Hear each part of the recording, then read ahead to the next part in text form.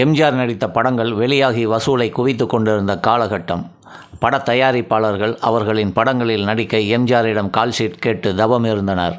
தேர்தலில் காங்கிரஸை தோற்கடித்து ஆட்சியை பிடித்துவிட திமுக தீவிரமாக இயங்கிக் கொண்டிருந்தது. காங்கிரசுக்கு எதிராக பல கட்சிகள் ஓர் அணியாக திரண்டிருந்தது. ஒரு பொதுக்கூட்டத்தில் எம்ஜிஆர் தேர்தல் நிதியாக திமுகவுக்கு 1 லட்சம் ரூபாய் அறிவித்தார். தொண்டர்கள் கைதட்டி ஆரவாரம் செய்தனர். அண்ணா பேசும்போது, எம்ஜிஆரிடம் இருக்கும் பணம் என்னுடையது போல, அது எங்கேயும் போகாது, எப்பொழுது வேண்டுமானாலும் எடுத்துக்கொள்ளலாம். இந்த தேர்தலில் நாம் காங்கிரஸை தோற்கடிக்க வேண்டும். அதற்கு எனக்கு எம்ஜிஆரின் 30 நாள் கால்ஷீட் வேண்டும். எம்ஜிஆர் முகம் காட்டினால் 30,000 ஓட்டுகள் நிச்சயம் கிடைக்கும் என்றார். எம்ஜிஆர் தீவிர தேர்தல் பிரச்சாரத்தில் இருந்த நேரம். அவரது தோட்டத்தில் எம்.ஆர். ராதாவால் சுடப்பட்டார். அவர் கொடுத்த கால்ஷீட் வீணாய் போனது.